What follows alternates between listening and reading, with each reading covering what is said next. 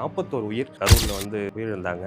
அதை பற்றி நீங்கள் என்ன நினைக்கிறீங்க? தனி மனித ஒழுக்கம் இல்லாத ஒரே காரணத்தினால தான் இன்னைக்கு இந்த 41 உயிர் போயிருக்குன்னு அரசியல் பண்ணுறதுக்கு எத்தனையோ விஷயங்கள் இருக்குது, எத்தனையோ ஊழல்கள் நடந்துக்கிட்டு இருக்கு. தாவேக்காவை நோண்டுவதே ஒரு வேலையாக வச்சுட்டு இருக்காங்க இன்னைக்கு மற்ற கட்சி. ஒரு அச்சம் இருக்குது. திடீர்னு ஒரு கட்சி, ஒரு பெரிய தலைவர், ஒரு ஸ்டார்டம் உள்ள ஒரு லீடர் விஜய் அவர்கள் வந்திருக்காரு அப்படிங்கிறது நிறைய பேருக்கு அது அவங்களுக்குள்ள இருக்க ஒரு அச்சம், நம்ம கூடாரம் காலியாக போகுது அப்படிங்கும். தம்பி நினைச்ச சீமான் அவர்கள் எப்படி இரங்கல் தெரிவிக்கணும், எப்படி மக்கள்கிட்ட பேசணுங்கலாம் உடல் மொழி அளவில் சொல்லித்தராரு. பர்சனல் அட்டாக்கோ அப்படின்னு தோணுதா?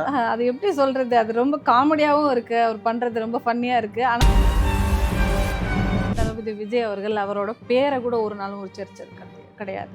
அவர் பேரை கூட உச்சரிக்கிற அளவுக்கு அவங்க இல்லைன்னு தான் நாங்கள் நினைக்கிறோம்.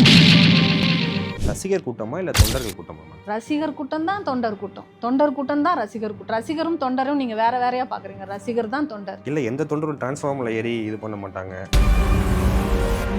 அறிவில்லாதவங்க தான் உட்காந்து இது ஏன் வரல, அவர் போயிட்டாரு, காணா போயிட்டாரு, ஓடி போயிட்டாரு, இங்கே போயிட்டாரு, அங்கே போயிட்டாருன்னு சொல்கிறவங்களுக்கு வேற ஒன்றும் இல்லை.